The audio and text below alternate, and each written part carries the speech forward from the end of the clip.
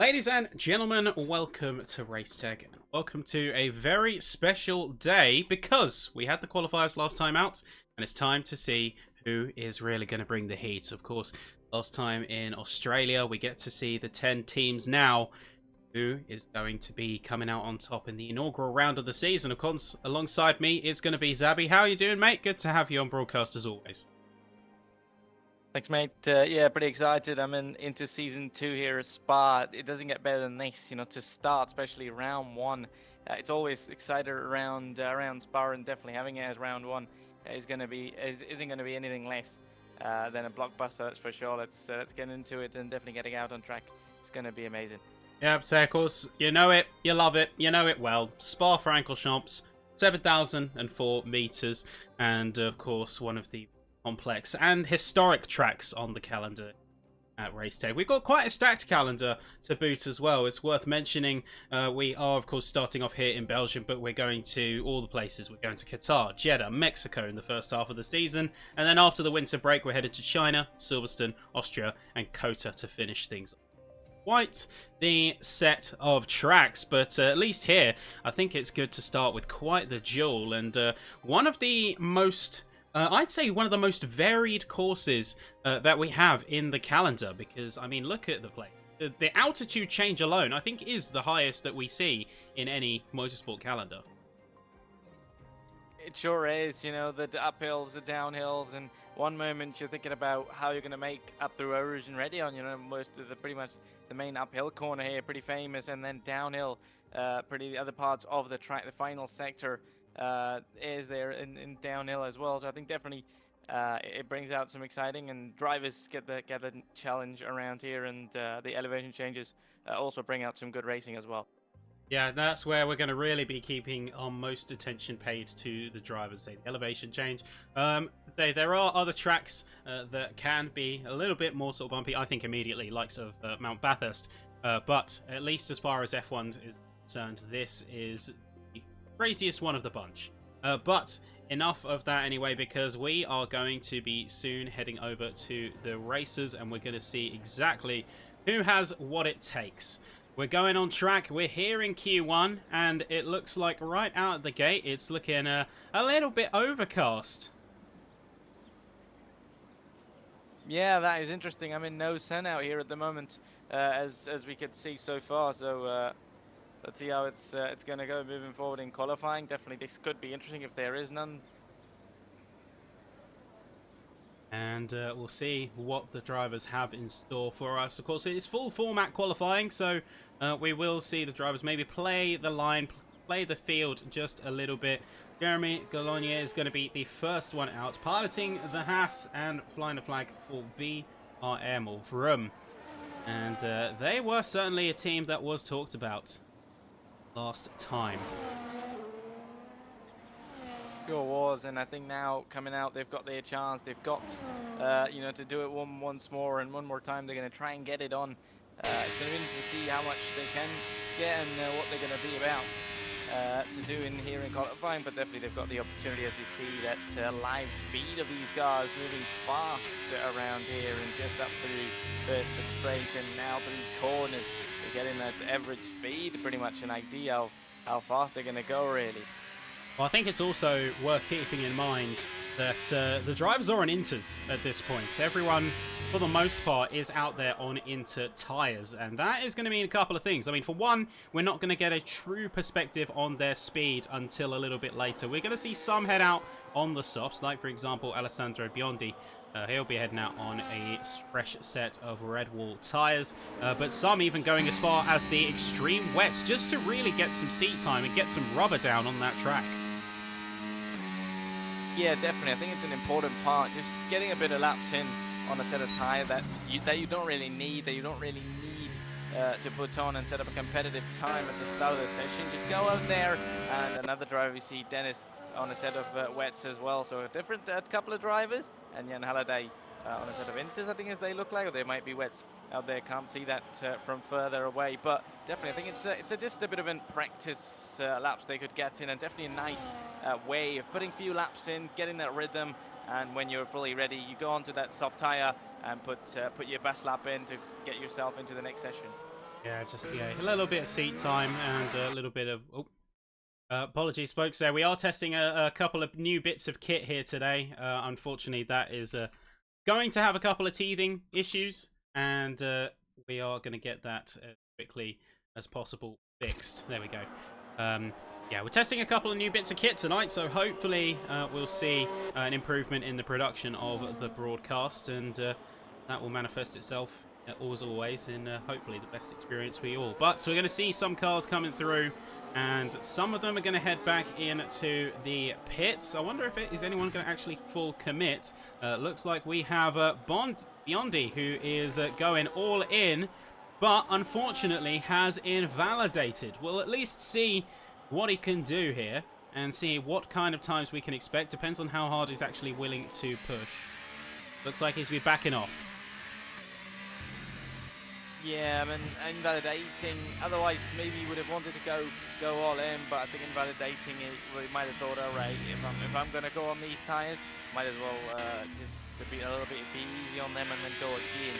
Maybe on those same tires pretty early in the session, and a little bit of a slide for Lucas there for VNT on those inter tires, of course. So just trying to go through, and another driver that's really pushing out first in. Look at that. Obviously dry conditions, so it's not really that competitive or that it matters right now. Obviously they're just trying to get those laps in, but you have to be very careful, because if you make such a mistake or such a big mistake where you lose the car or on a tire that you're just trying to practice laps in, but if you find the wall, your whole session could be ruined, whole race, at least qualifying.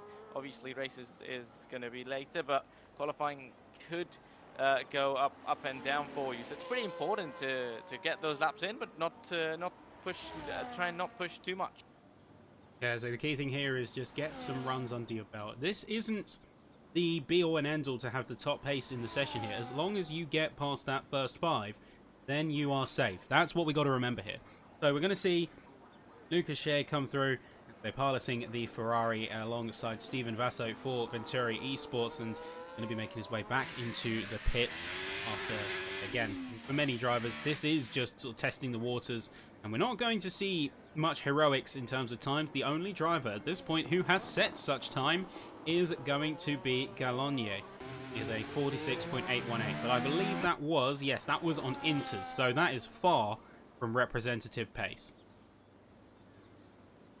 Yeah, at the moment, I mean, drivers out, and they didn't even cross the line apart from one, obviously, so that also on that interset, and it's going to be interesting enough for a start. Everybody back into the pits apart from, obviously, the one car that we see out on track. So for the second part, obviously, they got those first runs off. Now we should be expecting the drivers to come out, and at least, hopefully, pretty much, if not all, more than enough of them should have those red boots on and be on that soft tire to get us an idea of a competitive time now. Yeah, I don't know how many drivers are actually going to push that boat out and go all in on a set of red walls. I think we'll see maybe just one push lap on the soft compounder tyre, if nothing else, just to make sure that they have enough of a time to stay away from P15. I think we're not really going to see much in terms of fireworks here, and we will be, of course, seeing a bit of a slow burner here in the first run of qualifying. We still got Q2 and Q3. That's when the heat is going to amp and ramp up. And say to everyone watching at home, say welcome. Hopefully we're seeing a good performance all round from all 10 teams who qualified here. And if you've got a particular driver you're supporting, we already see it a little bit in the live chat, fire them in. Let them know who's back and who you're rooting for. I mean, is there anyone, Zabby, that you're looking to see a good performance here? If not in qualifying, then in the race, Zabby? I mean, there are a couple of drivers, considering from previous seasons. Jan Halliday was a up-and-coming driver who took a win. It was a safety car late win at Monza, as far as I remember, but that was a nice win from him. So definitely, I think seeing him at the top would be a nice one. And obviously, Williams, Alvaro Carreton should be in for some nice job as well. But you know, some of those that I've seen previous season, Alex Santana and a couple of drivers, Shanaka Clay, I could recognize from the previous season at least. So definitely I think it should be exciting. Obviously, as you said, Q1 they're all just going to try and get past the first 15, Q2 to get to the top 10, Q3 it's going to be pretty interesting. And I think at the moment they're rather thinking how they get up to the top 15 than really going fast. So still 10 minutes, and I think now we should see the drivers coming out, as we already have a SCI car hopefully leaving the pit soon. There's going to be Largo coming in and make his way onto the track through Rouge Radion now, and on a set of slick tyres. So this will be a full run from here.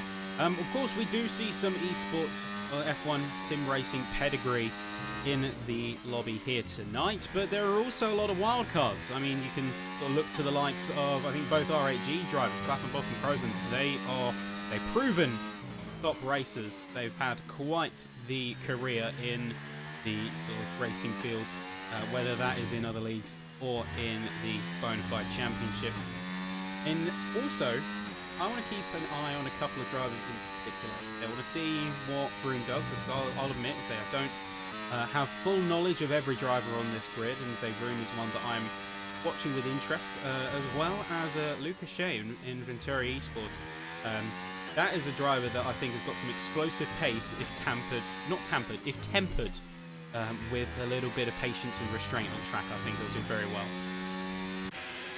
Yeah, definitely. I think I'll be excited to see what they do, and you know, what they bring on the table. You know, what they've done before and now at this big stage that we are here. I think that a bit of pressure comes in, but I'm sure if you lock in yourself, you lock in on a lap, on a good mindset, you definitely should be able to get through.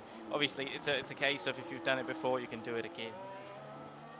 Yeah, you've got it once, you've got it under your belt, and that's going to be the ticket. Here we go. Let's see what the drivers here can do. Largo is going to start things off, give us some good momentum to get things going through La Source, and taking the move nice and smooth. Going to be rocketing down the hill, already cresting on 200 miles an hour. Heads up at Rouge Radion, practically flat foot the whole way, and now pushing down the Camel Straight in excess of 200 miles an hour, easily, almost touching upon 210 before he's going to jump on the brakes just after the 100-meter board. Heavy down into fourth gear, takes it through the Lecom complex very nicely. Now heading down the hills, the sectors are looking good, say into Bruxelles, and keeping the car nice and planted for the time being.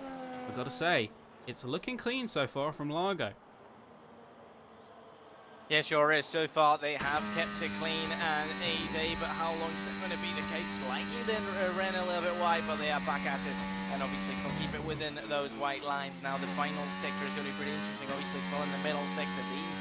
These couple of corners are pretty tricky in terms of keeping it within the white lines, just keeping it on track, but also trying to go as fast as you can. As it stands, they've done it pretty nice and easy. Now into the final sector, they just got to pretty much these last couple of corners to go through before they get to that bus stop chicane. But this little left-hander, you take this flat to foot to the floor in 8th gear. Now up to the final bus stop chicane. How good is this lap going to be? They nearly take it as close to the apex as they can. Over the finish line, 140.495 is going to be a benchmark for everyone to get now.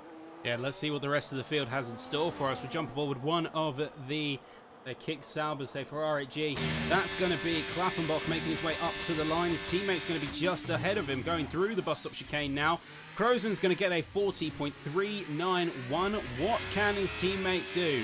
As he comes up to the line here now, it's going to just pip him. It's going to be a 0.359. Pushes that envelope even farther. As meanwhile, many other drivers are going to take a swing and a stab at it. Next up to the line is going to be, say, a couple of the other cars. I think the Aston Martins, the RBs. Shanika Clay gets a 0.355, just 4 milliseconds ahead of Klaffenbach. So the margins are razor sharp, razor thin.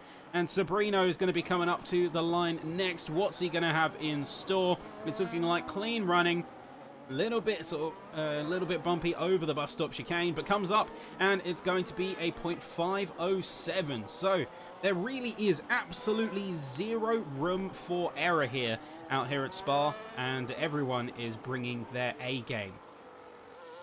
They have to, be in Q1, but they have to bring their all the game, all the performance they've got, because it could be thinnest of margins that you could get knocked out by, as Alvaro Carreton sets the fastest time. 140.339 goes even better. What about Stefan here over the line? He goes P8, 140.497. It gets to the top 10. So that's a question of now only one driver remaining who hasn't got a time on board, and that is Luca Rapassa. How good is that one going to be? Does he do enough to get himself up into the top 15 as he's the traffic ahead of him? Does that car get out of the way nice and easy? Yes, it does.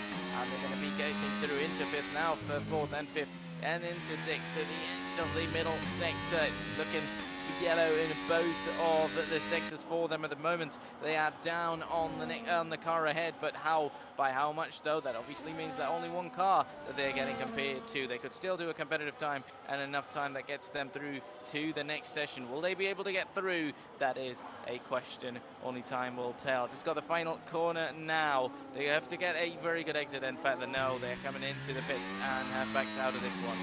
Looking like a lap to forget for Rapassa, and that is just proof. I think he's going to have to abandon this one, get back out there fast, and make sure that there is absolutely no room for error in his final run here, because we're going to be coming up less than 5 minutes now. We are running out of time. Largo is confident that that Q1 performance is enough to get him through. Klaffenbach is going to do the same, as many retirees at the top of the field are going to be coming through in just a moment. So that's going to be both the R8G drivers out of the session, confident in their Q1 performance. They're safe to go through by their count. Now we're going to see Carreton and Clay, of course, say the top times of the session. And look at how close the margins are. We are talking 5 of the racers here within a tenth of each other, P1 to P5. It is in fact less than a tenth between Carreton and Barrett. So really, there is just say 0 margins here, and even just the slightest kilometre an hour here, or a slight extra couple of meters on the apex there, that could be the difference between going into Q2 or going home walking.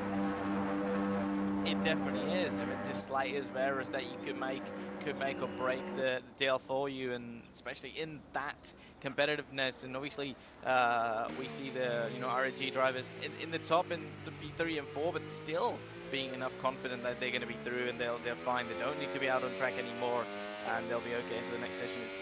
It's a confidence that they are showing already at the front, by retiring early on.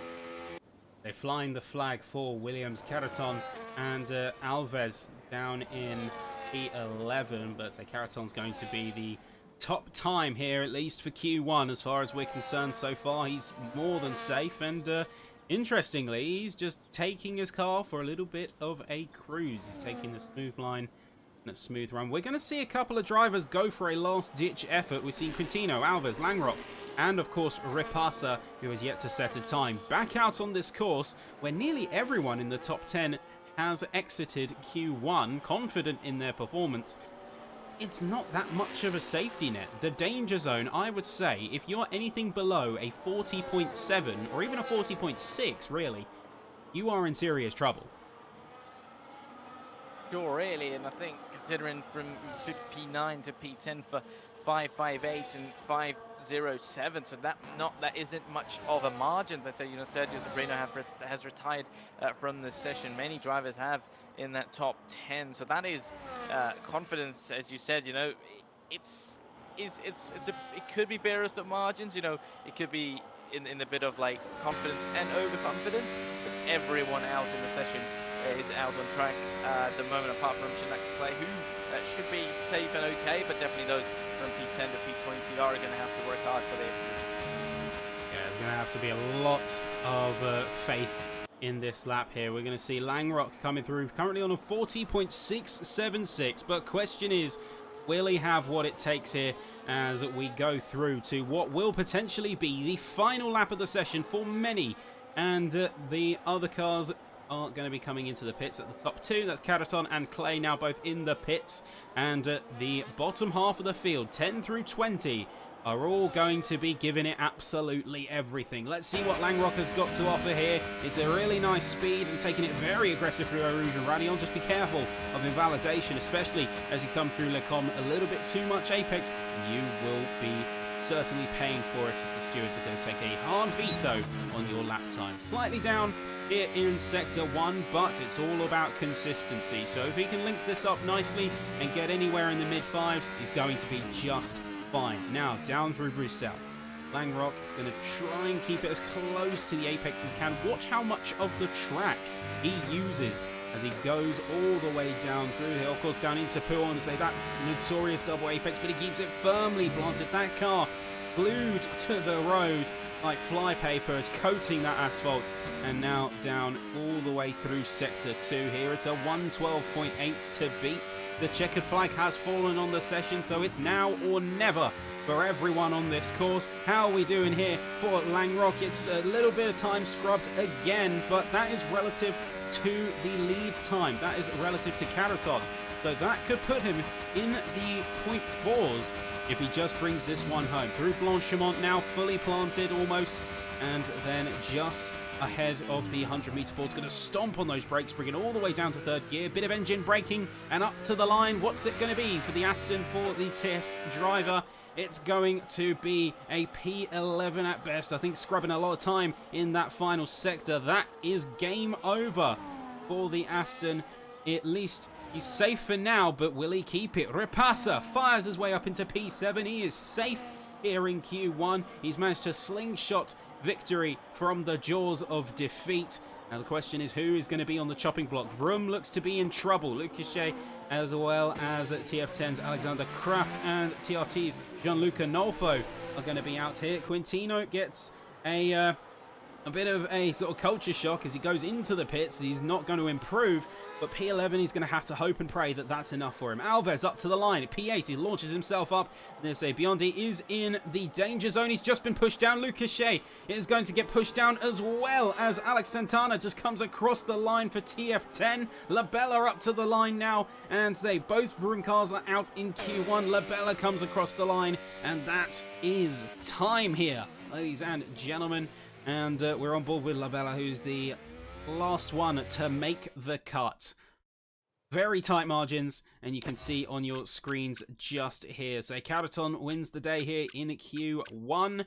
But, of course, the story here is who is not making it through. Say, for Venturi, Shea just missing out by 0.5 of a second, and then Nolfo. Both Vroom drivers, Galonia and Biondi, and then Alexander Kraft with a 40.775. So that is Q1, and with that, we're going to head over to Q2 in just a moment. I wasn't expecting both Vroom drivers, though, to be knocked out this early in the game.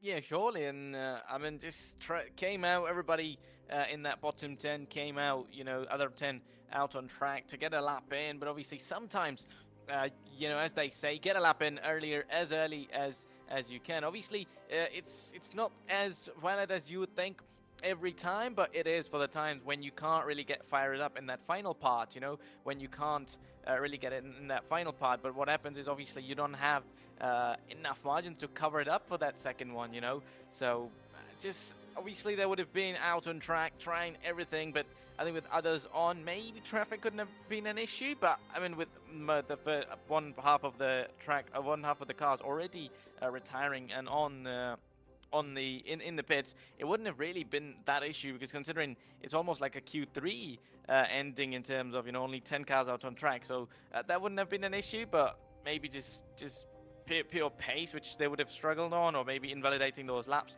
could have been a problem as well. So I think we'd know better if we'd see what happened, but pretty unfortunate for them, that's for sure. Yeah, I think it's going to be a run to forget, I think, on this one. But Spa, we know, is a unique beast, and we can potentially see them almost come back into the fore should the opportunities allow. And I think the race is still going to serve them a little bit of a chance here. I think that they should keep an open mind, and more importantly, most of all, I think that the biggest thing here that the drivers are going to have to keep their wits about them. Come race time, it's going to be a little bit of a battle for sure, as the field is going to be, well, for lack of a better term, they're going to be fighting tooth and nail. Yeah, definitely they will be, and especially the race around here. You know, qualifying is obviously it's competitive and margins. You could be knocked out, but just from pole to P20, just around here, for me personally, even racing here just doesn't feel much of a difference. You know, sure, the one is starting in pole position is going to be in P1, but even who's somebody who's down further back still has decent chance to recover and get to the top if they get a good start into turn one. Yep, and that's where we're going to have to check in on things in a moment, as we are about to go back to race time. And we are going to immediately see a push come out from none other than Krozen here. So let's see what he's got in store. Q2 compared to Q1, there's a much more fire coming straight out the gate. And Krozen is going to be for the RHG team, going to immediately kick things into high gear. On it already and in Q2, getting through the camel straight now to the end of that first sector. How much is this going to be to the end of it? 30.06. Is this going to be competitive enough? That's the question after they're up through the full lap. And now they're going to try and get it all, though. They're not going to back out. They're not going to be thinking if this is enough or not. They're going to try and push to the line as much as they can, navigating through left and right. Nearly go onto that gravel there for a moment. You'd have thought they're just trying to push as much as they can, and almost went a little bit wide, but still trying to use all that track, trying to use all that bits they can, keeping those tires within the white lines. Obviously takes a little bit of a curve there on the outside, but still keeping it nice and easy. And now to the end of this middle sector, how much is this going to be? That's a personal best, then obviously with other drivers right behind on those flying laps as well, but he's going to be the very first one, so definitely that's going to be a time for him to beat.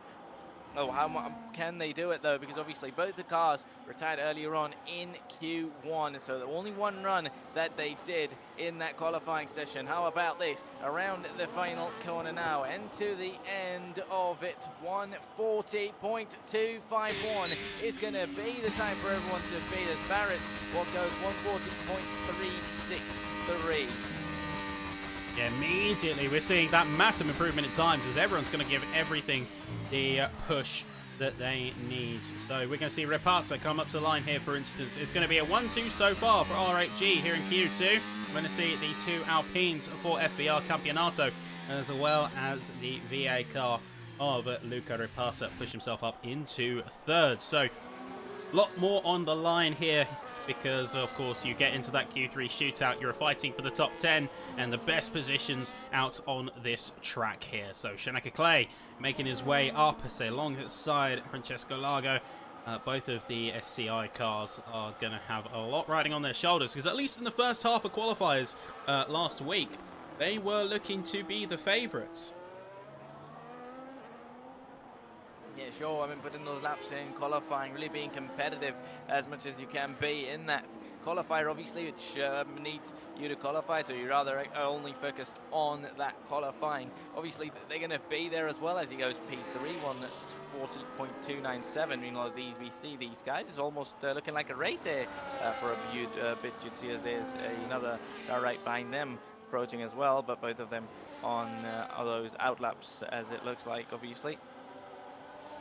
Yeah, they're all on their outlaps, but having a little bit of fun, trying to gauge each other, and just trying to get into the optimal positions here. You want to be up ahead, but you don't want to be so close to the rest of your cars in the field as to get any aero wash, any dirty air, any other concerns to do with your car's aerodynamics. And you need every inch of, every pound of downforce that you can get, especially through some of these higher speed corners. Yeah, getting through, getting ready for qualifying.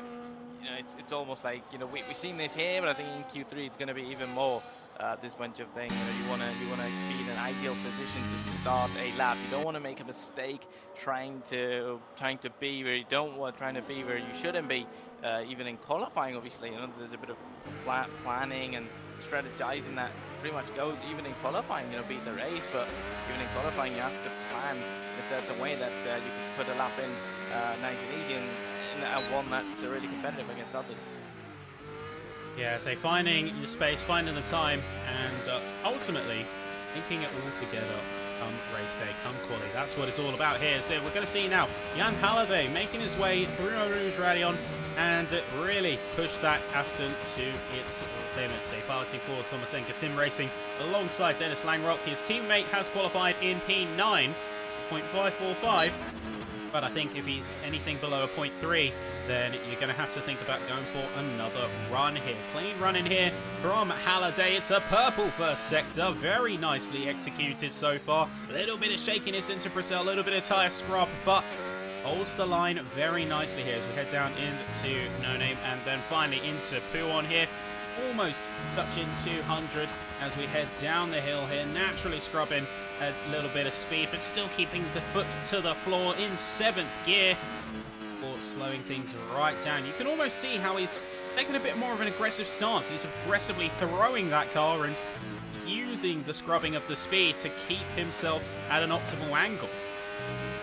He really is, and for a moment you'd have thought that he nearly had a little bit of an understeer. At least that's what I thought with those steering angles that we could see with that onboard camera. And now I think it's pretty competitive against that fast time of Crozin in that middle sector. He was up on them certainly, so 2 purple sectors. And how good is this one going to be? They're going to get up to the line now. They've looked absolutely solid up until to the moment, and they put a lap very good, and they're good enough for the fastest time, and that is 1:40.103. That is the fastest time of the session so far, and that is going to be a pretty tough one to beat for everyone. Yeah, it's going to be a tough bridge to cross here, and as it currently stands, we have got Halliday topping the timing boards with a 0.1. Sabrino's going to go onto that second row with a P4, 0.287, and just a half of a hundredth, 5 milliseconds between himself and Klaffenbach. So I think that some of those top drivers, particularly Halliday, is safe here and looking like they are going to have a clean run to Q3. But the question is, how are the Williams drivers going to fare? Neither driver has qualified in at this point, so what's it going to be as it comes across the line? Caraton gets a 0.207. What can Alves manage just behind? It's going to be a 0.313. So Caraton and Alves now fully qualified, and we just had the last car of Steven Vasso, 0.410. So now we have a much more realistic perspective, and as predicted, if you're not with a 0.3 or better, you are in the danger zone. You sure are, and even Alves in P7, you're 1:313. With others, it depends on how much all those behind find the time, how much margin do they find, but if they do find enough, they might even be in trouble. You know, Schumacher Pride from P1 to P6, it could be fine, or even the 3s you think are going to be okay, I think, for the moment, but all those that from P10 to P13 are all in the 0.4s, so just barest of margins, they just want to find a slight bit of improvement could get them through. Yeah, just even a half-tenth of an improvement could really push you up the order. I mean, look at the mid-pack here. Look at between the likes of, say, P9 to P11. A half-tenth will get you out of the danger zone. That's how tight the margins we are talking here. And at the front, say a tenth improved will take you all the way from P6, from Shanaka Clay's position, all the way into P2, leaping past the Caraton. So it's such a closely fought space of this race, and qualifying is one of those things that you have to absolutely get right. It's such a predetermining factor of your race performance. A poor qualifying usually sets yourself up with just as parallel of a race performance, unless you pull off some magic on the strategy or otherwise unforeseen events occur. Yeah, I think if you don't get that qualifying in, not only that, you have that, obviously you haven't got the performance in, now you got to do double the work in the race. I think qualifying just gets you done one part, you know. It's kind of a combination of the qualifying and the race. You know, you get one part in qualifying and the other in the race. It's just a bit of a helping hand, which you obviously don't have from qualifying. It quite hurts your performance in the race, as we have Barrett over the line, goes top of the sheet, and 1:40.095. So these times keep getting better and better now. Barrett really holding the consistency all the way through sectors 2 and 3. He was dead on perfect to Halliday's benchmark just a few moments ago, and was able to hold that nerve all the way to the lines, just squeezing it by not even a single hundredth of a second. It was only 8 milliseconds in it. So there really is going to be a case to be made as the rest of the field is soon heading their way through. Looks like Rapasa might be on a lap here. Let's check in with him and see how he's doing. And as always, that first sector is usually a good tell. Barrett's fastest sector 1, 30.07. That is the time to beat for the field here. Can he get it? It's a 30.05. Beautiful stuff here. Looks like Rapasa might be onto a winner if he can hold his nerve.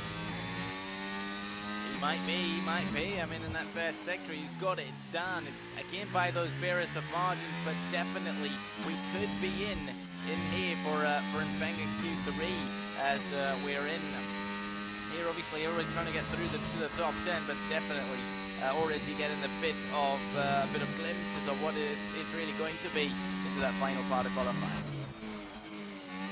And those glimpses of brilliance shine through. And we've got a lot of drivers here for a lot of different stories, a lot of different backgrounds, all converging here on the championship. Of course, multiple thousands of euros on the line here. A little bit of time lost here in Sector 2. Here's a Rapasa's going to make his way through Paul Frere and now into Blanchimont in just a moment. You can see the traffic around him yielding, giving way. Blue flags, of course. He's on a hot one.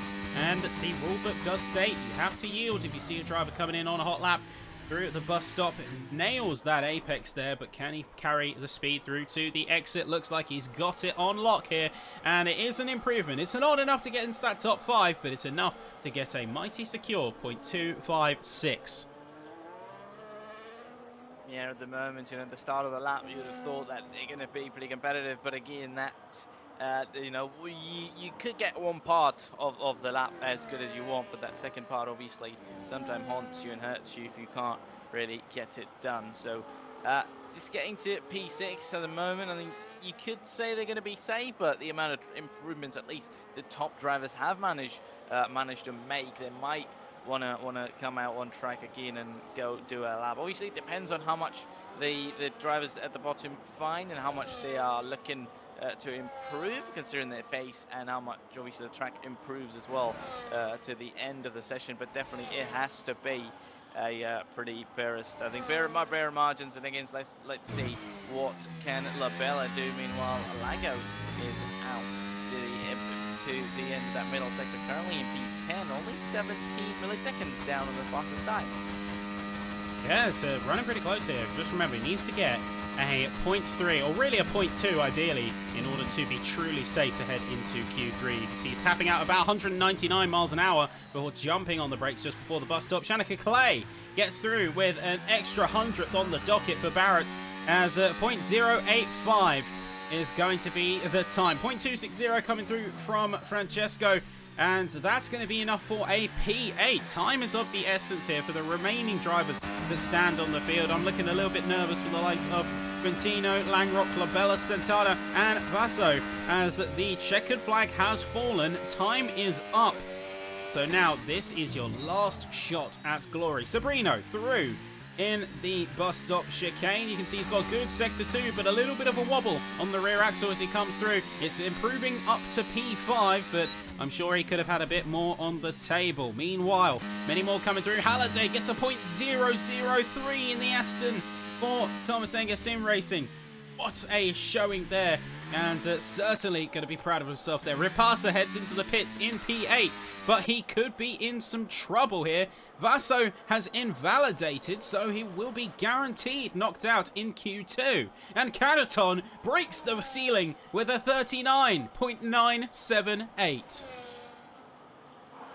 Absolutely epic from the drivers at the top. Jan Halliday to beat that time of Shanaka Clay, and now Alvaro Caraton going even better now. So that is an absolute brilliant lap from him there. But what about Alex Santana there for TF10 around the final corner? They need a lap to get through. They need a lap for them to get into the next part of qualifying, and they don't. They just fall short by a few, by a 10 and a half, and that is going to be qualifying over for them. We already have 4 drivers out of qualifying and taking the checkered flag in the bottom 5, and Dennis is in P14 backed out as well. So that is game over for many of the drivers on this field. So TF10, they're going to lose their last representative on the course, along with Venturi Esports, with Santana and Vaso bowing out here in Q2. Labella is also, we're going to be saying goodbye to them, and with that, the last representative for TRT. And then we also, luckily, we have at least one of the each representative left, but we say goodbye to Langrock and Quintino for Thomas Enger Sim Racing and FER Campeonato, respectively. Yeah, getting knocked out, trying to keep up with the pace and grid as much as they could, but it wasn't to be as they fall short before going to the final part of qualifying. So just coming to an end of it. I think now Q3 now is going to be even better with just 10 drivers, less cars out on track, less traffic to worry about, but lap times that keep improving. You get to focus on that. And there you go, folks. Front and center. You can see right there, that is game over for Santana, Vaso, Labella, Langrock, and Quintino, which means the top 10 drivers, with only 0.3 of a second between them, they are going to be your shining stars here in the first round of the RaceTech and EOR season. And they are going to be the first drivers of Season 2 to head themselves Q3. So, predictions. We've had Q1, we've had Q2, we've of course seen the fireworks and some of the top drivers, at least in qualifying trim.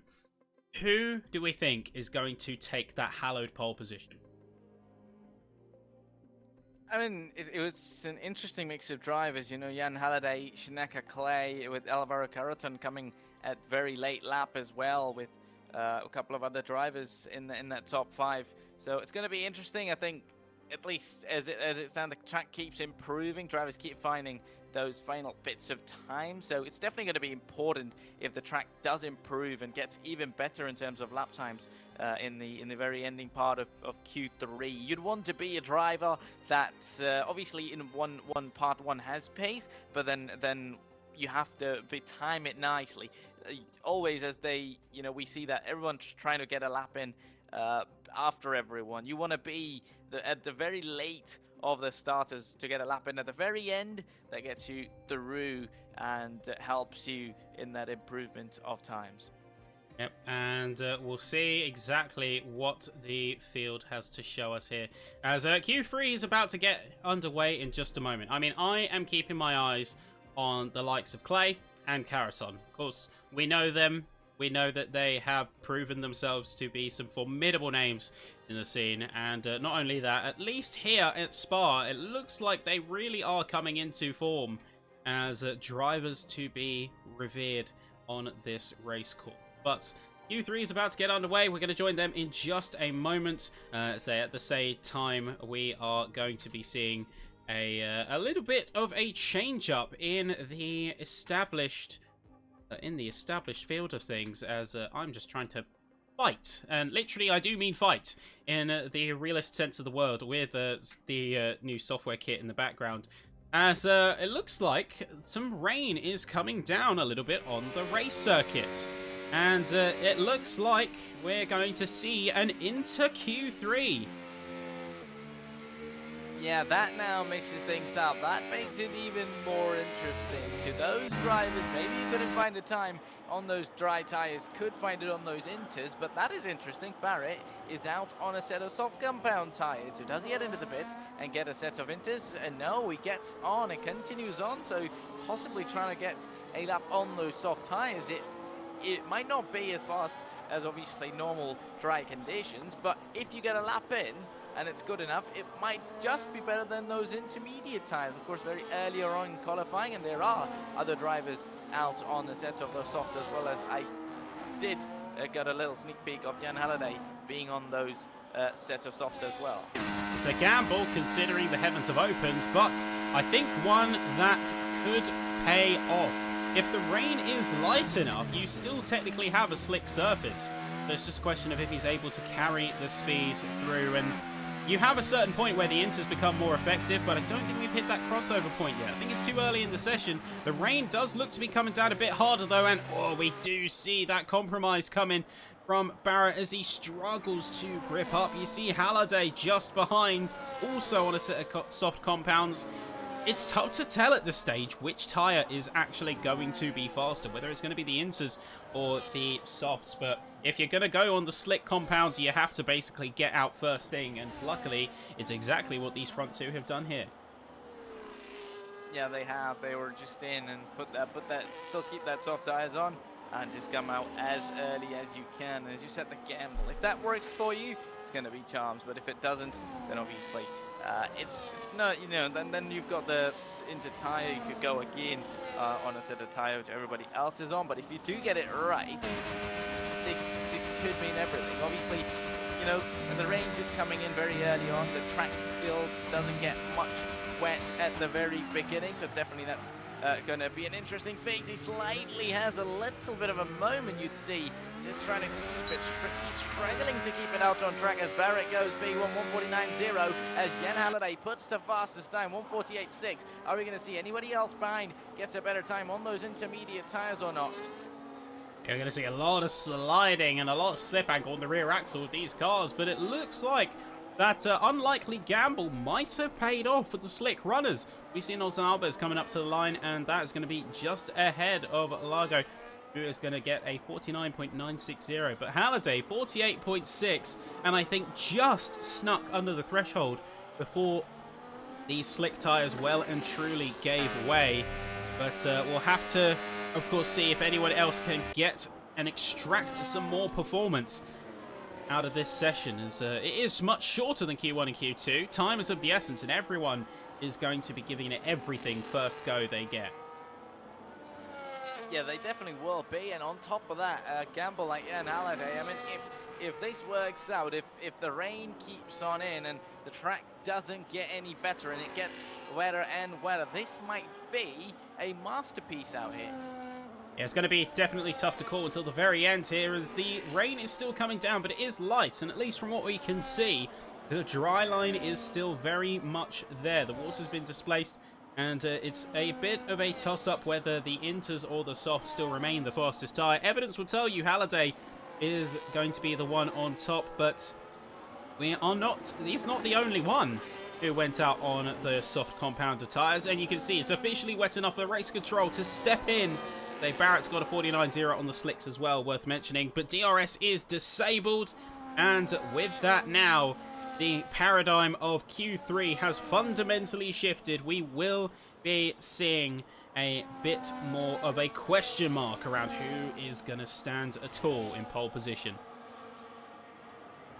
Yeah, it's going to be a big one here because, I mean, with the DRS enabled, you would have thought, okay, you know, it's not raining too heavy here, and if it keeps raining as it is, maybe the drivers would have, you know, all the others on those Inters maybe would have thought, all right, let's put the softs on and give it a go. But now the DRS disabled, that gets that one step further for them to try and achieve, because even if the rain is as it stays, not having the DRS would definitely certainly compromise on them for the straight line speed. You see Alves going almost for a bit of a sneaky one. Going, you can see trying to peek to the left there, almost as if he was going to go for an overtake on Largo into the pit lane. This isn't the race. This isn't the time to play spicy. This is where you just need to get a good lap under your belt. But it looks like with 5 minutes to go, the heavens have opened, and I'm not actually sure if we're going to see any drivers come back round again. I think the rain is going to be getting that much heavier that it's not worth it for the racers to consider such a move. Not at all. I mean, rather than, you know, what you've already put on the track, and you know, with more rain, a bit of wet track out there, obviously, you know, you're not going to improve, and just God forbid if you crash or you just ruin your car, obviously it's going to be okay for the race, but certainly that confidence dump you'd get, which you do not want to get. So I think the best for them, if the rain as it stays, would be just stay there and possibly just pass the time. I mean, if it isn't to get any better. Yeah, we're saying that though, we do have a couple of cars who are making the brave choice to go back out again. Looks like Halliday, previously on the slick compound of tyre, is now going to give it a shot on the Inters. So this could be a bit of a shake-up, and it makes me question just how effective was his slick lap if he's going to go out and give the Inters a fair shot this time. Yeah, it is interesting, but I mean, how much of a difference does DRS make? You know, sure, all those who were earlier on a set of Inters now would still be on a set of Inters as well. But earlier on, the DRS was there, the rear wing was open. But if the track it gets a little bit better, or the dry line stays where it is, and just without the DRS, could the drivers still set up a competitive time? Could they still have enough of an improvement if they're just able to keep it, you know, without the DRS, just drive faster in the corners? Would they still be able to achieve a lap time that gets them at least a bit of an improvement? Yeah, well, hopefully we get to see the drivers give it one more shot for us out here on the track. 3 minutes left to go, which means we're going to have roughly one smooth run and then one final lap. Final shootout for the field to see exactly who's going all in. Halliday, I think, could be one to watch here, but I wouldn't count out anyone on this field. Sabrino, for example, 49.511, but has certainly got the room for improvement here. And with everyone on the level playing field of having Inters, no DRS, this is going to be where it really comes to a head. Yeah, it definitely does, and I think this is going to be a...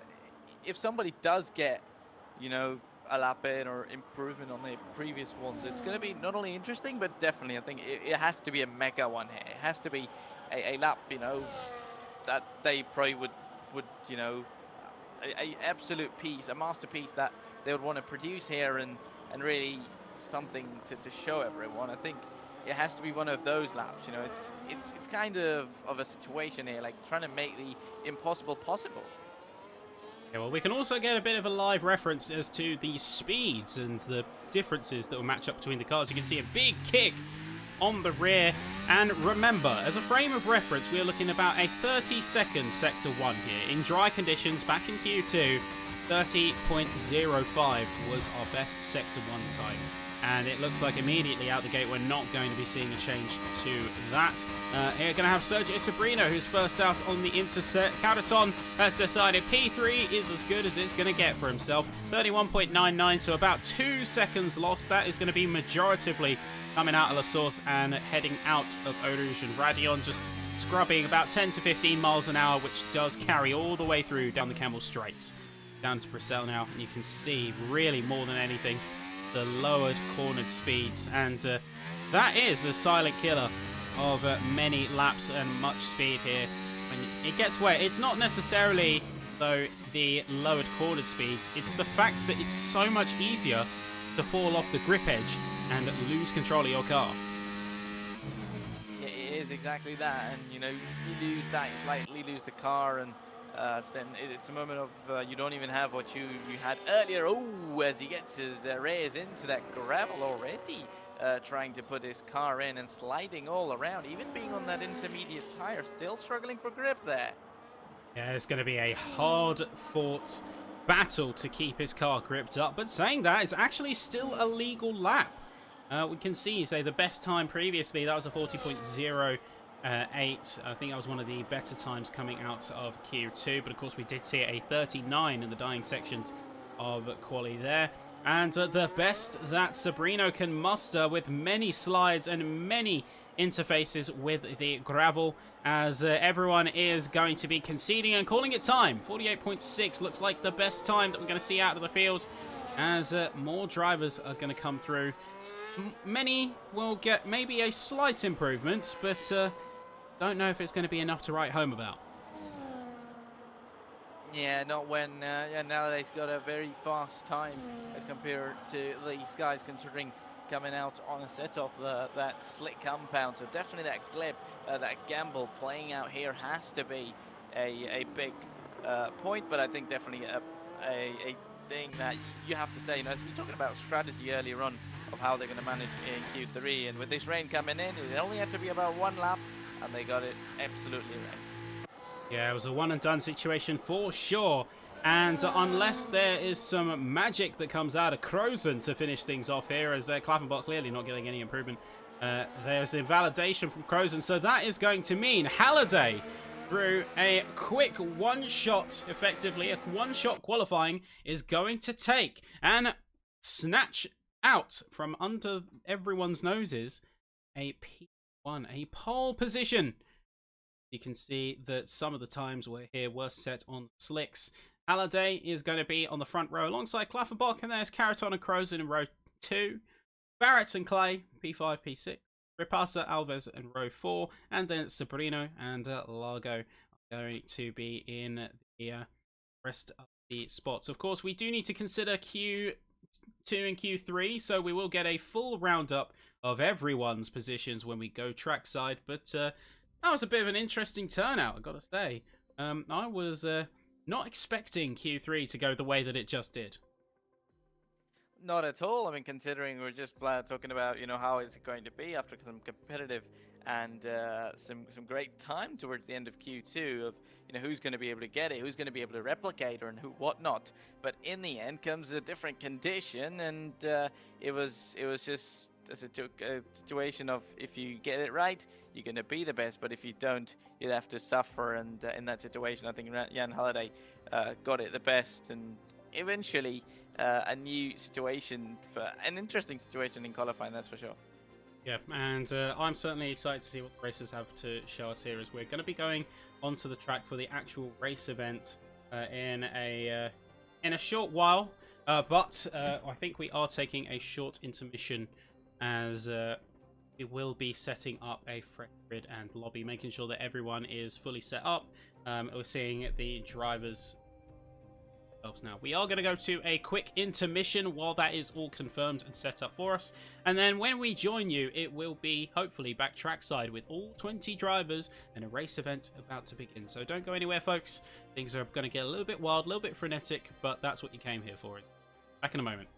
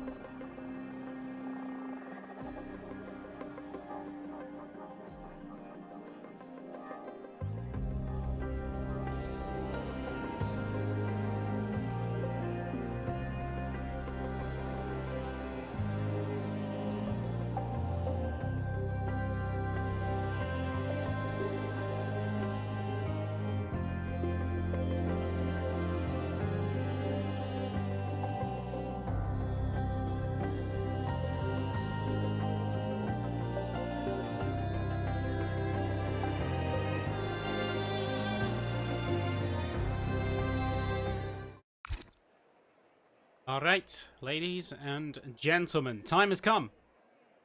A little bit of a delay, a little bit of a wait. Apologies for that. Once again, we wanted to make sure that all the drivers were ready and raring to go. Now it's time to see who comes out on top here. Grids have been set. Track is looking a little bit overcast, but otherwise nice and good for some racing. It's a bit of an improvement from Q3, that's for sure. Yeah, it definitely is. I think I'm sure many of them would be happy to drive on the set of slicks now after being out on a set of inters and sliding around. Definitely now being back out in drag conditions would be feeling a lot better for them. Happy to be back on terra firma, I'm sure, and not having to deal with any of that fluctuation in grip level and having to balance it on the knife edge. Now going to be a lot better to get a clean run. Of course, we're going to see a lot of attacks coming out the end of the Brussels. And I think we're going to see the Kemmel Straight be another hotspot. So those two hotspots there. We have seen some drivers who really challenged and pushed the limits. We've seen side-by-side a P1 before. But I think that's all remaining to be seen come race time. And most importantly, who's going to be able to hold their nerves through the first couple of corners. So final moments here, as everyone is going to be applying their setups back in this new session, making sure their strategy is fully crystallized. And then once we have that all said and done, we're going to have ourselves a real race here. The round is about to kick off. And the inaugural round of Season 2, I think it's a perfect start location.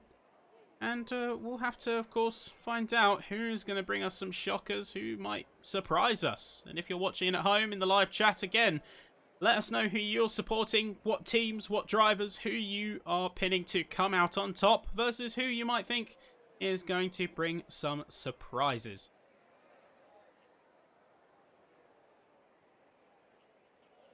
Definitely, I think that it could be in for all of it. You know, could be seeing some surprises, could be seeing some balanced out, you know, what we saw in qualifying, but it's all to play for. It's all for them to keep their cool at those who started at the top, but also those at the back as well. It's time for them to regroup and get to the front, but they have to do it nice and easy. They have to do it.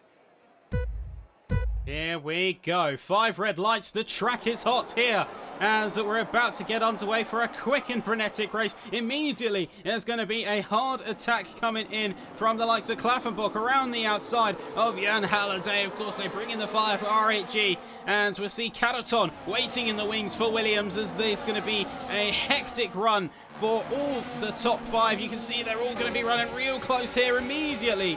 Are going to be leaving absolutely nothing to chance. The mid-pack is going to be just as frenetic, but we can see it's 2 cars, it's 3 cars, it's potentially 4. There's not really much room for more as Caraton is pushed down to P5, and there's going to be a little bit of argy-bargy. That is going to be Crozen off the side of the track, stays up in P3, returns to the track of Le Complex, and down into Brussels now. Klaffenbach holds his nerve, holds his time. Crozen pushed all the way down into P7 here as there's carbon being strewn across the race circuit. There's a couple of drivers who have not had the best of times, and we're seeing sparks flying. No matter where you look, it's a frenetic race start. It's a double overtake as well just ahead. You can see Largo up in P6 right now. It's going to be quite a wild one. It's all happened here at the start, and drivers are still moving up and down, and 3 wide it's going to be between the 3 there. It's going to be 2 wide once again, as they're again going to be will to will for a moment. You can see a bit of fighting going on between these drivers, and or only on lap 1. We've just got into the final sector, and already still drivers are going for it, and we're seeing those switches of positions up and down the grid. But what a start for RAG driver there. One of them in P1, but another one in P9. So it's a mixed up of end start for the team as they're going to send it on the inside into the bus stop chicane.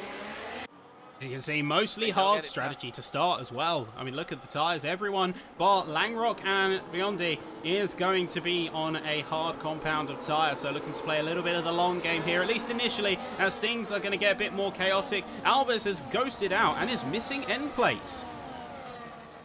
Ooh, that is interesting. I mean, no front wing end plates and ghosting out there indicates that they have obviously made contact, and definitely not having those wings and not having those end plates is going to be a bit of trouble for them, as Barrett is going to get past the RHA driver and into the lead of the race. Already we have a new leader on lap 2.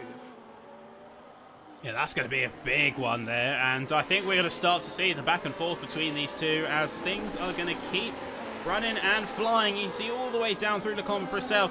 Crozen is going to be up ahead of them, but Quintino and Sabrino and major contact into the wall there. Front wing completely decimated on the right side. Fortunately, that was a little bit too much punch, and Quintino is going to get away scot-free in P10, but I'm sure the stewards are going to look on that one with ire.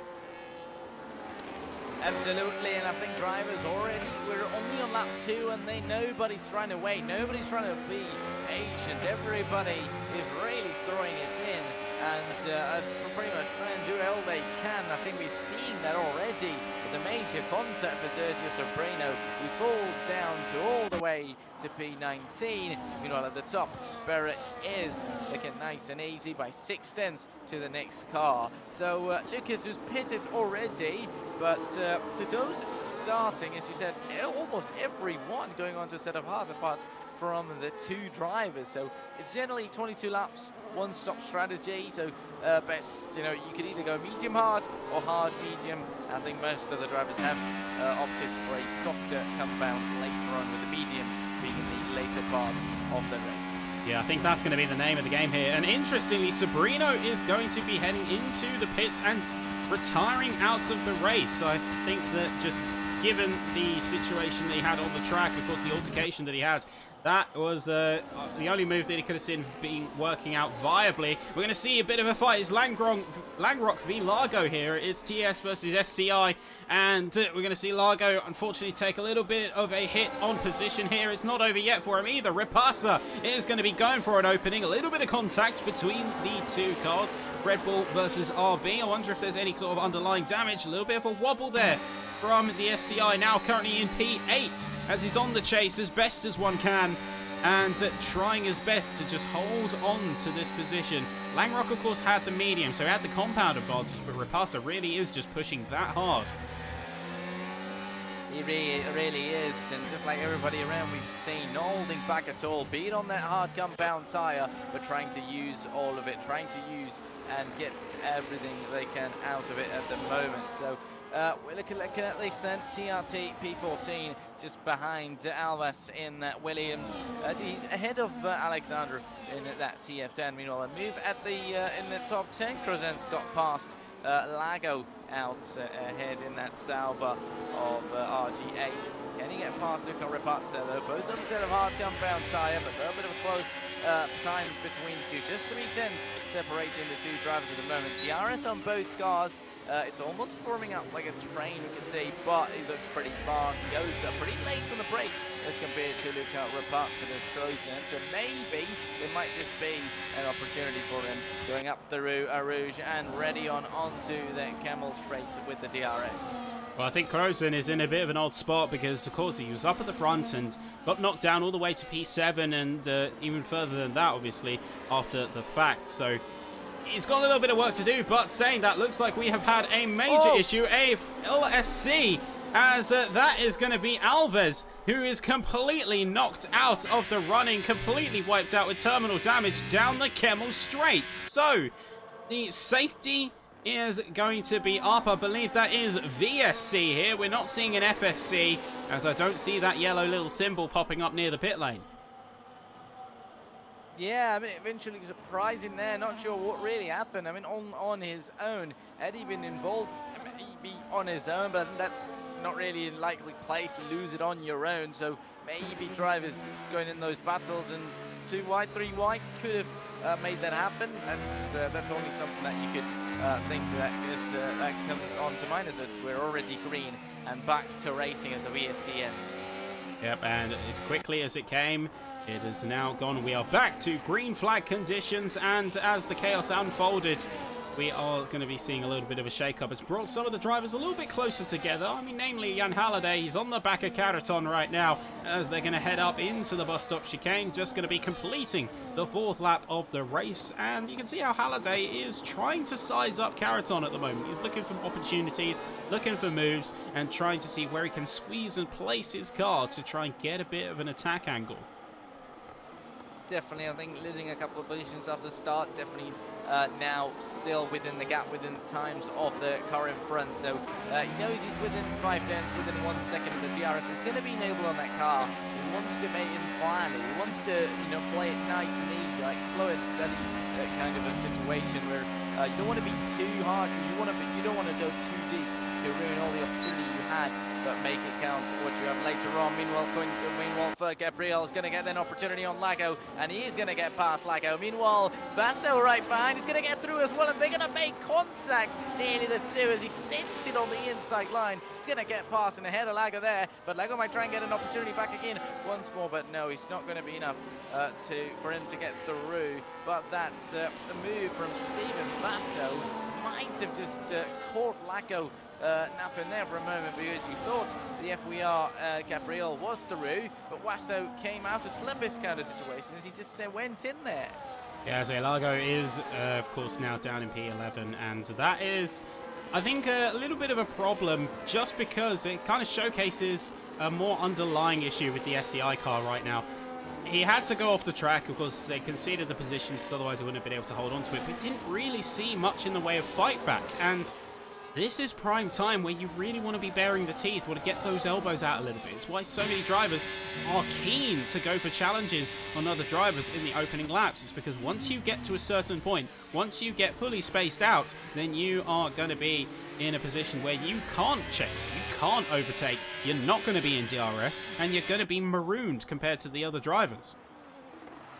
It really is, and especially in a race where, it's a one-stop, it's pretty much, unless of a safety car or a late safety car or something unexpected happens, but on paper, on planned paper, it's a one-stop strategy, so it's not even strategy. Sure, you could, be one of the undercut and overcuts could still be an opportunity, but still, on planned paper, it's kind of a basic thing. So these are the opportunities that you have to take. And meanwhile, Luca Rapazza might be on the way to take an opportunity as he's going to send it on the inside line. Oh, and he's going to get the move done. No, in fact, he's going to be spun round, and they've made contact. He wanted to be sending it on the inside line, but success doesn't always come as you think, and the unsuccessful move is gonna be Evan Taham to try and recover again. He's lost out a couple of positions now already.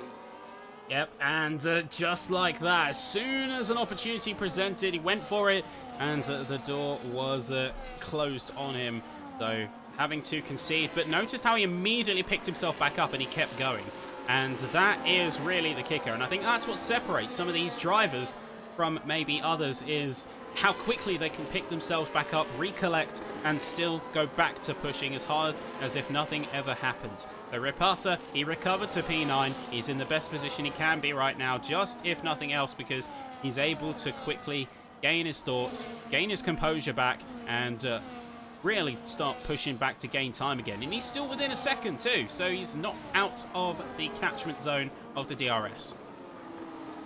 Yeah, without a doubt, I think his recovery was pretty solid considering he didn't have a full 360 spin. It was a bit of contact, a bit of slide, and get back out back on to focusing on his position as quickly as he could, and that is for sure brilliant. And now we could also see, I think in his move also, it felt like for a moment he would have obviously known better that he was committed or not, but for a moment you would have thought, okay, is he going to go for it or is he not going to go for it?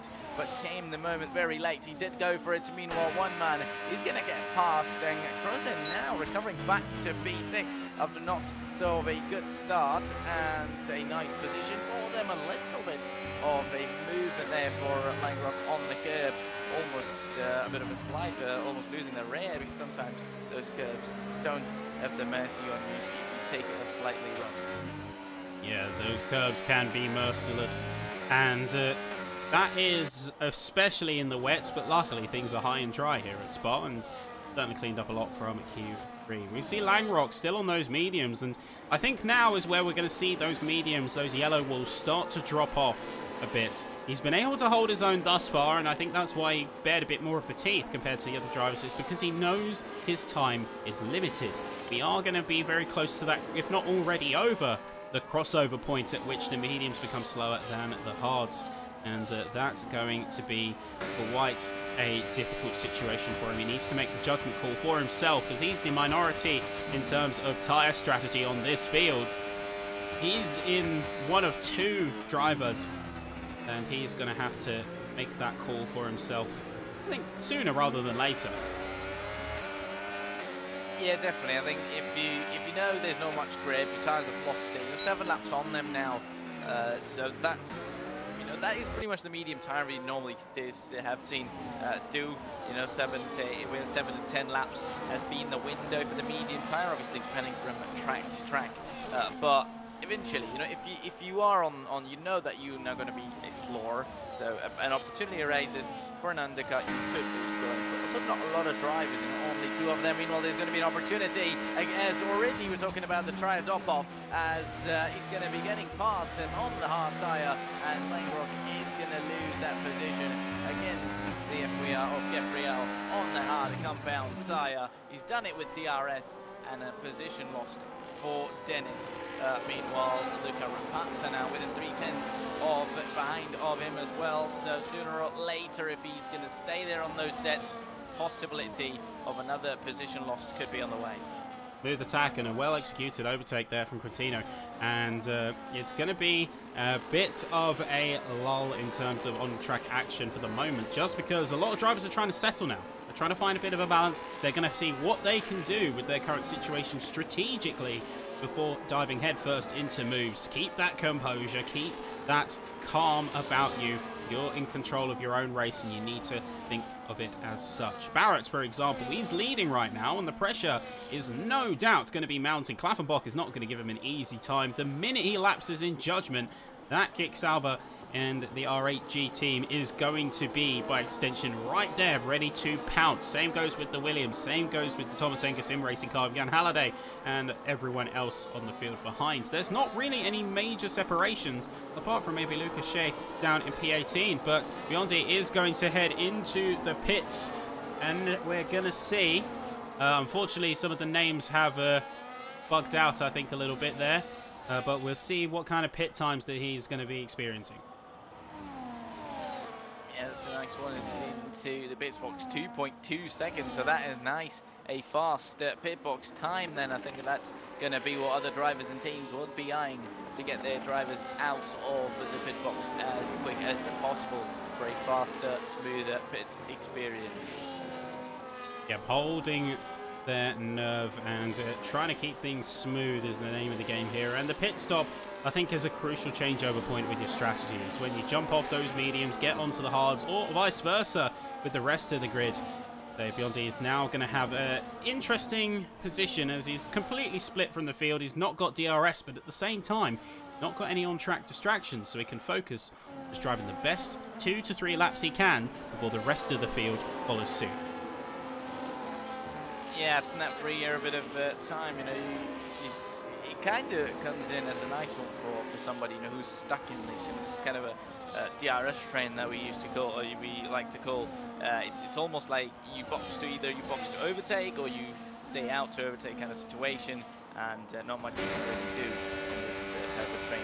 It's kind of like this, but in fact some can do, and Lago can on Langrock as he's going to lose another position. I think now should be the time we see them come into the pits, and they do come into the pits without wasting any further time, and that was a bit of a slide even into the pit lane there. Yep, and luckily Langrock's name is going to display correctly, so that's a nice welcome change. We will see the rest of the field now start to consider en masse whether it's going to be soon where they come in. We're coming up to the halfway point of the race, and if the current timings are anything to go by, that means the hard runners are going to be looking to come in about P13, P14. But saying that, we have had an issue as Barrett has disconnected from the session. Now, we had, say, Bart Van der Kasteel mentioning in the chat earlier that he had Wi-Fi issues heading into tonight's race, managing to reconnect just in time, but now is racing against the clock to reconnect as a race lead has quickly fallen to ruin. Yeah, that hurts. I mean, such type of situations where this connectivity internet comes into play, that's obviously not a nice feeling, especially after you worked hard, as we're going to see his car fall down even further now into P5 from the lead of the race. That's going to hurt him a lot, even if he's able to connect in just about now would at least be a decent time, because otherwise if he is to lose a couple of more positions, I think all of his hard work and recovery would be kind of undone. Obviously, he can still recover back, but definitely the hard work, the dreams of a victory would fall away. Yeah, it's an unfortunate turnout, but almost the equivalent of a mechanical fault. This is motor racing sometimes, and you have to take the wins with the losses. You can't have the highs without appreciating the lows and respecting that sometimes you got to have them. So for Barrett, he had the high of being on top of the world, on top of the race up until this point, but unfortunately it seems like his connection had other plans. Hopefully he can get him back soon and do a little bit of damage control with what remains of the second half of the race. That's handed Klaffenbach a key chance, a key opportunity to capitalise for R8G, get them a race win, coming right out the gates for the season, as the Williams driver at Caraton and the test driver Jan Halliday are going to be also in his wake, chasing for their opportunity just as much. Yeah, the top three on the cars, the top three could be on the charge of each other. Obviously, Caraton trying to go on for a race win, but for the race lead, Jan Halliday at the back is not far behind as well, so he's kind of in a bit of a sandwich of trying to go for the lead, or trying to defend from Jan Halliday. One mistake and Halliday's going to be ahead of him, and then same goes for Klaffenbach as well. A slight bit of errors couldn't wait the other two to get to the top, and we could see him trundle down to the back. Meanwhile, Labella in P11 of the moment, just outside the points, and look at that.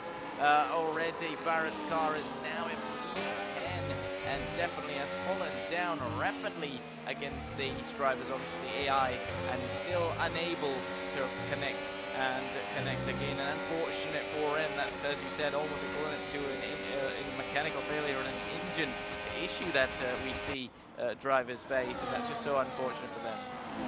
Yeah, well, they still got Quintino up in P6, so FER isn't all hope lost at this point. You've still got at least one team member who is still fighting the good fight and keeping himself within good standing of the rest of the field. However, he's in the danger zone right now as he's teetering on the edge of falling out of a second. He's going to be safe potentially for this detection zone, or is he? He's going to be just dropped out there. Question is, will he be able to open up that rear wing when we come to the Campbell Straight? It's going to be a bit of a question mark. I don't think he is. If he can't, he's in trouble. And no DRS for the FVR, now ahead of the two, and this could spell disaster for the team, as we do have a bit of a problem there. And all contact tyre hook here coming for Glonier, as he's going to be on the inside on that apex, being knocked down to P15.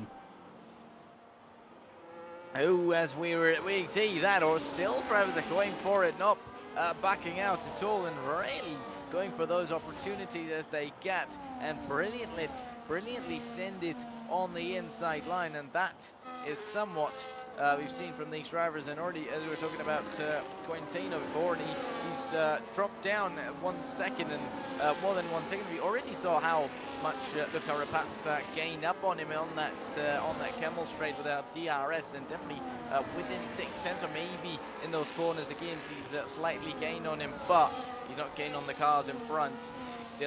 He's still got cars behind him within 1 second, so definitely another opportunity for Luca Rapazza. Could and well damage Quintino here, and I think FWR's hopes, with one car already down, the other one in P6, they would just hope that he keeps it there and ahead of Luca Rapazza.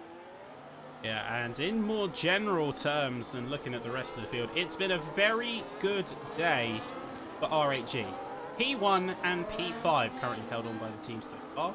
You could argue, say, similar positions there for some of the others. Unfortunately, we lose Alves, but Caraton is still carrying the flag of Williams as he's currently in P2 and challenging for the lead. They fire himself down the Camel Straight. He's going to easily cross 215 miles per hour before heading onto the brakes for Lecom and getting a move well executed for the lead here. And I think perfect timing too, because this is about to see where we're usually going on to the mediums. Unless he wants to go for one lap more, I think we're about to hit that inflection point.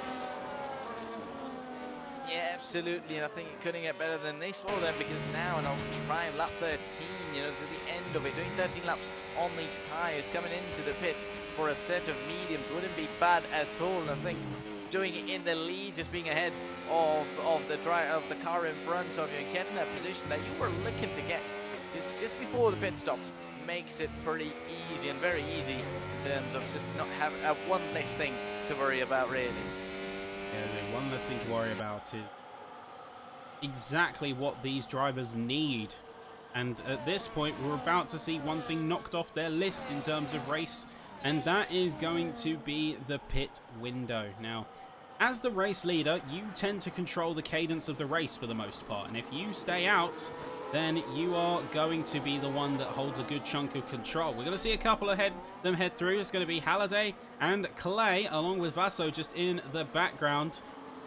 See what their sort of timings are, and again, apologies as some of the names have not translated correctly. We're working on it in the background, so hopefully should be fine for round 2. But we're seeing everyone getting a perfect 2.2 second stop. So really can't put a foot wrong. Klaffenbach, meanwhile, on the attack, on the challenge. And we'll see him go for an attack on Caraton. Successfully takes the position. And R8G now P1 and P3. This could be where the team really starts to try and synergize, work together. They've got effectively one lap to really make it count before they themselves are going to have to go into the pit lane. Definitely, and I think not to forget that Cruzin didn't really have a good start at all. He was tumbling down at the ball almost. I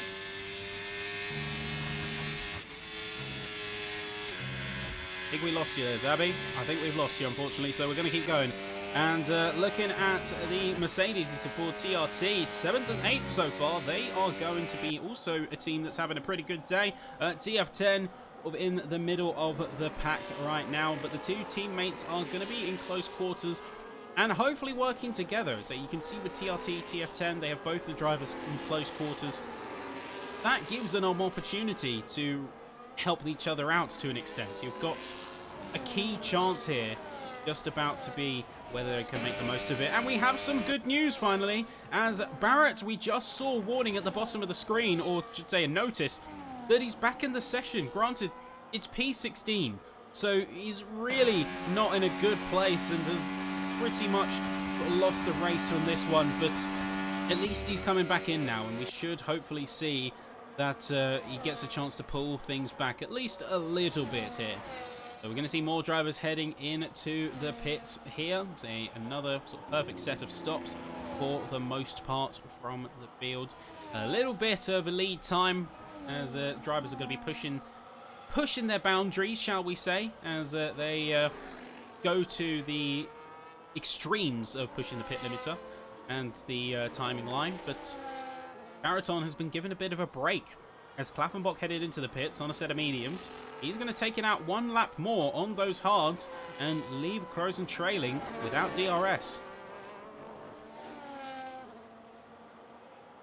Now, I think we have unfortunately fully lost Zabby here.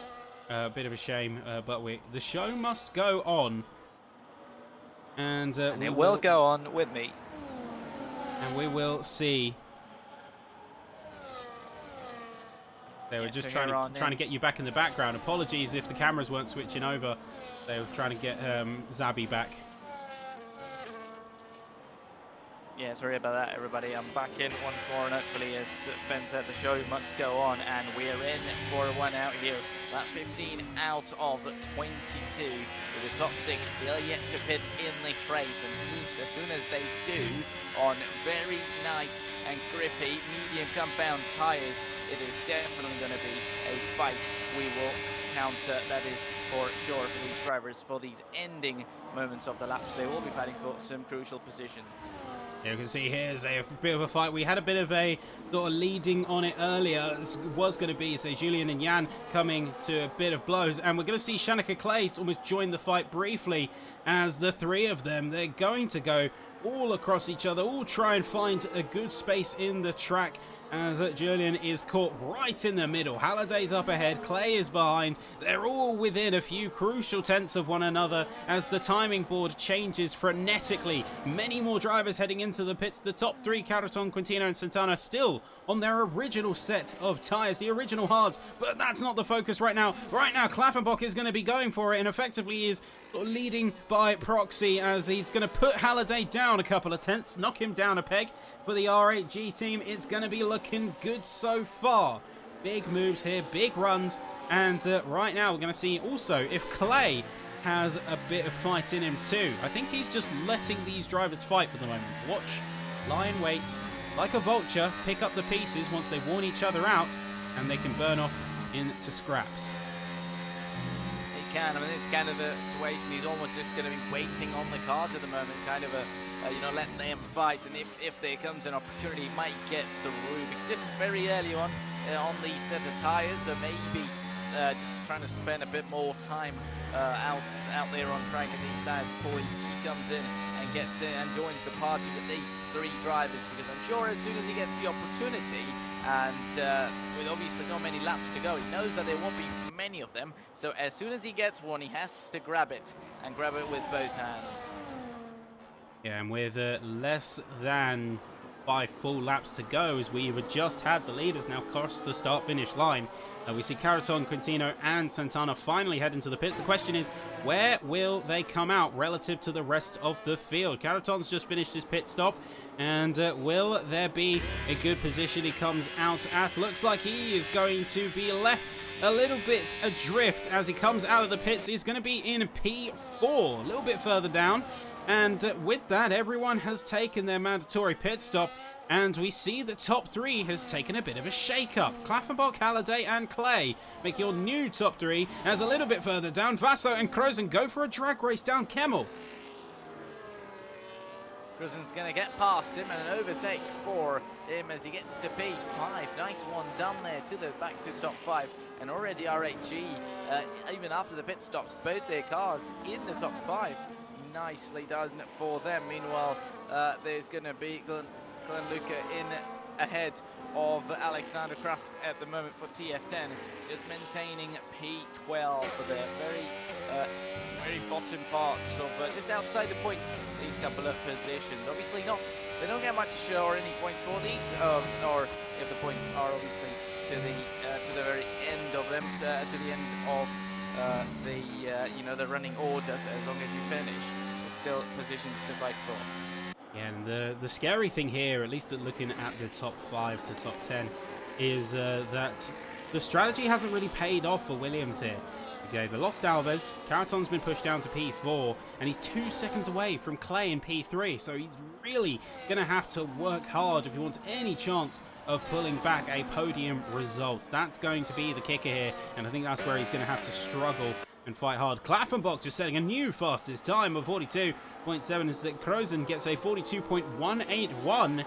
Klaffenbach, I think, is trying to lose Halliday. I think that's crucial here as he wants him to get bogged down fighting with Shanika Clay. Yeah, he's going to absolutely try and do that because as we see earlier on, a bit of switches for positions. Even if you think you've got the lead, you might not if you still have the driver within 1 second of you. So you do not want that, and it'll be ideal for him to not have him within those seconds. As Luca Rapazza is going to get past Steven Lasso and into P6. Does get Luca Rapazza, gets the move done. 2 lap newer mediums, so let's get the job done as Dennis Lengrock in P9. So picking up the Alvaro Caraton point, he is within 1 second already of Janaka Clay, but even if he is, if he does get within some seconds, and if we talk about even if he does get past him, has he got enough laps to go further? If those 3 laps are to work, but with not many laps on the cards, it kind of equalizes the strategy type of situation, and then having the positions you lost already. Well, he's kind of got an ace up his sleeve in the fact that he's got younger tyres than everyone ahead of him. It's only a couple of laps, but that could be the difference between position or not. We see a penalty come out, 3-second time penalty for Largo, despite best efforts, though was fighting to try and keep a spot in the top 10, but it looks like at best he's going to be taking a P14 by the end of all of this, and that is going to be a bit of a kicker. Curiously, Caraton now caught up to the top 3. He's going to be challenging on clays right to the back, and you can tell that he has given everything that past lap, and he's going to have to throw something here, make it count through the source, and gets the inside line. Really good attack and good exit as well.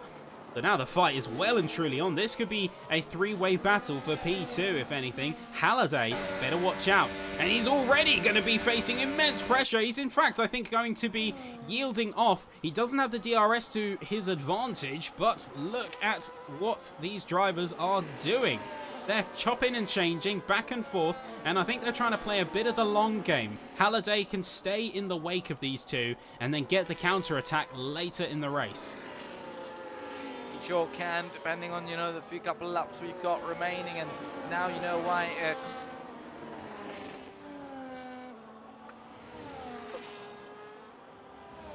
least Alvaro Caraton will have to make a couple of tenths, or in fact seconds on him as it stands, and with his pushings earlier on has helped him stay way out of the pressure. Yeah, looking at the mid-pack here as well, we do see the both TRT drivers getting quite close and also trying to chase down to Largo and Langrock just up ahead. Langrock leading the, what could argue, second pack of cars as he's 3.6 seconds away and on aging hards compared to relatively fresh and new softs up ahead, or not softs, mediums up ahead of him.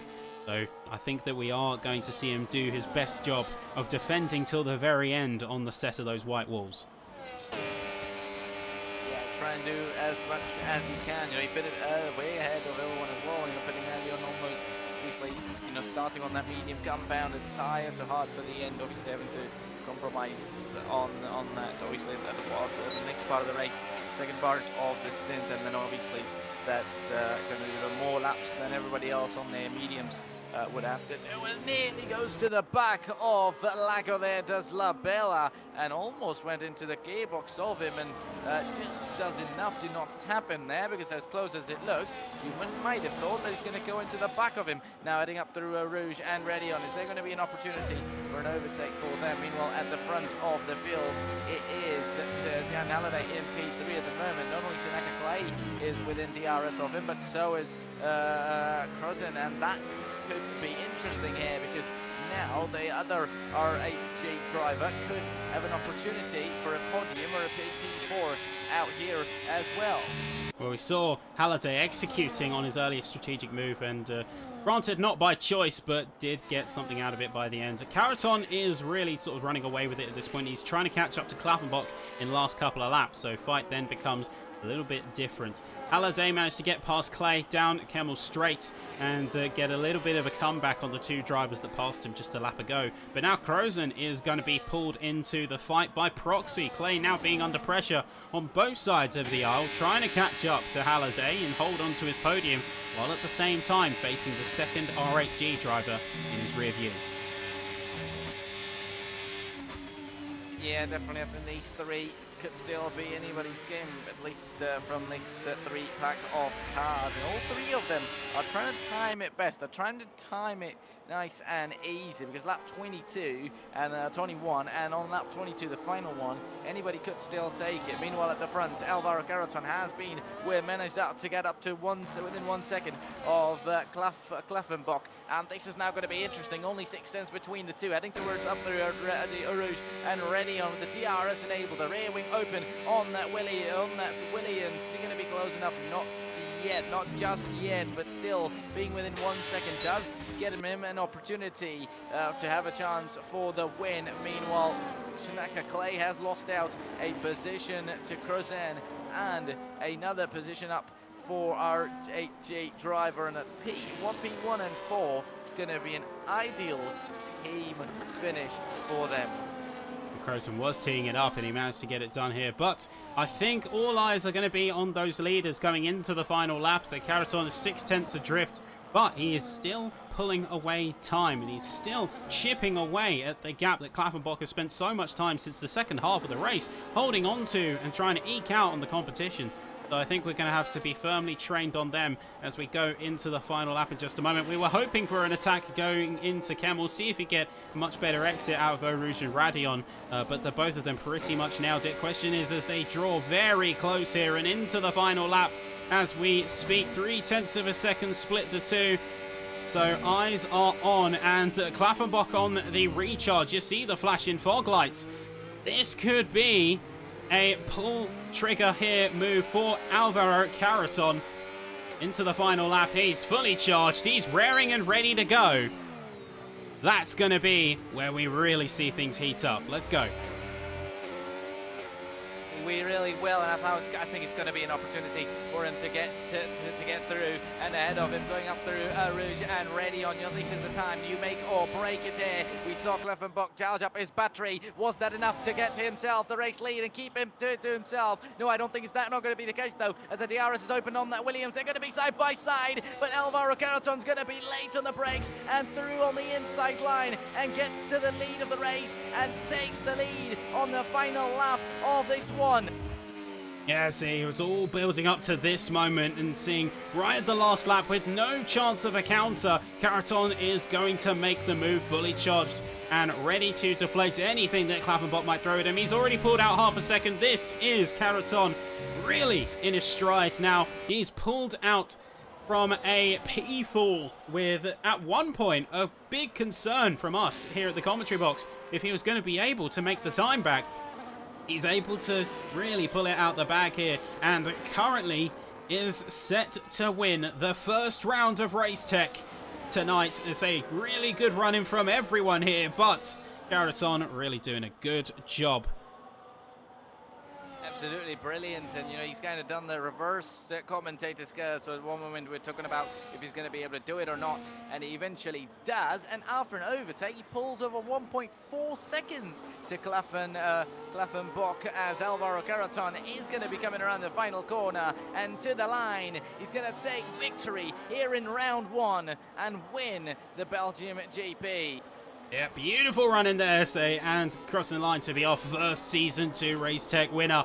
And the rest of the field following suit now. As you can see, they're all going to file their way through. We had a mighty battle as well, right up those past few laps between P3 to 5. Crozen in the end is going to be taking top honours in that little squabble, with Halliday in P4 and Clay in P5. And the rest of the field about to follow suit. Declan Barrett is going to be bowing out at the session, and with a DNF right at the end, so hopefully that preserves his position. But what a show indeed. Beautiful racing, and really impressed, I've got to say, particularly with those top 5. It's a big day for R8G, but the one topping that timing board and the one topping the podium, it's going to be none other than, if we can actually get through driver of the day nonsense, Carreton is going to be top of the podium, starting from P3, making his way into the top, and then Klaffenbach and Crozen for R8G going to be second and third.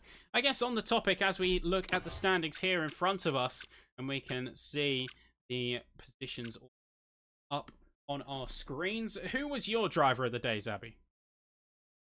I mean, a lot of drivers, and we would see a lot of drivers starting at the back, and we could see Alexander Kraft starting P20, finishing P12, then Nolfo starting P17, finishing P13. But especially how Crozen first after that start fall down. I mean, he just trying to recover, and throughout the race trying to have a race and maintaining his position, and in the end being on the podium has to be my driver of the day. Oh, fair enough. I mean, we see a lot of drivers making some big jumps, some big wins, and I've got to hand it to all the drivers, of course. The one for me is, I think, personally, it's tough to call. I think that Crozen was one that I was sort of watching with bated breath. He did a very good job in recovering from the earlier mishaps that we saw previously at the start of the race.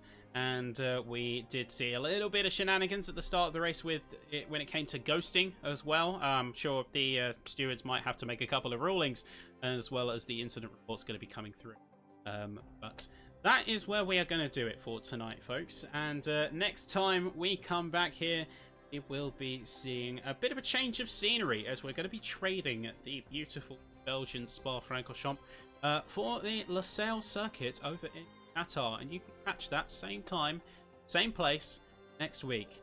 Thank you for your patience as we've been tweaking a couple of technical bits in the background, and we hopefully bring in next week's broadcast better than ever, adjusting a couple of bits and coming back stronger next. That's going to be all from us here tonight, folks. Thank you for watching so much. Thank you to everyone in the chat for being so active and really bringing the broadcast alive. And with that, we will see you. Oh, take care.